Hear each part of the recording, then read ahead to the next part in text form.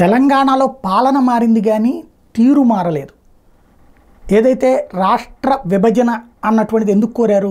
అసలైన తెలంగాణ ఆత్మగౌరవం కోసం తెలంగాణ విముక్తి పోరాటం చేసింది నిజాం నవాబుల మీద అన్నటువంటి.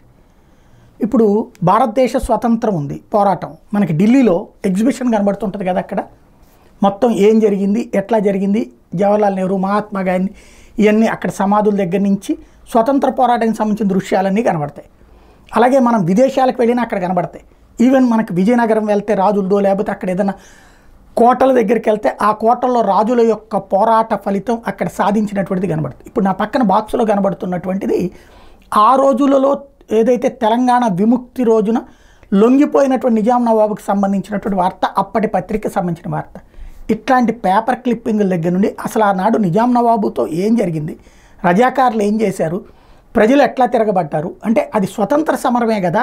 ఆ స్వతంత్ర సమరం దృశ్యాలతో ఒక ఎగ్జిబిషన్ పెట్టాలి కదా. ఇతర రాష్ట్రాల నుండి, ఇతర దేశాల నుండి వచ్చినటువంటి వాళ్ళకి తెలంగాణ అస్తిత్వం గురించి తెలియాలంటే ఎట్లాగా? ఏమని చెప్పుకుంటారు? ఆంధ్ర వాళ్ళ నుండి విముక్తి పొందారని చెప్పుకుంటారా? కాదు కదా.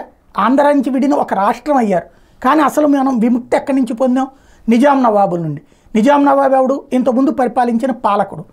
ఏం చేశాడు అతను? ఎందుకు అతను నుండి విముక్తి కోరుకున్నాం? అతను సపరేట్ దేశంగా ఉండటానికి అతనికి అధికారం ఎవరిచ్చారు? అయితే ఆ టైంలో సపరేట్ దేశంగా ఉండని పాకిస్తాన్తో ఎందుకు కలవాలనుకున్నాడు? అంతకుముందు ప్రజల్ని ఎలా హింసించాడు? లేదు, ప్రజల్ని హింసించలేదంటారా? పోనీ అదే ఎగ్జిబిషన్లో పెట్టండి.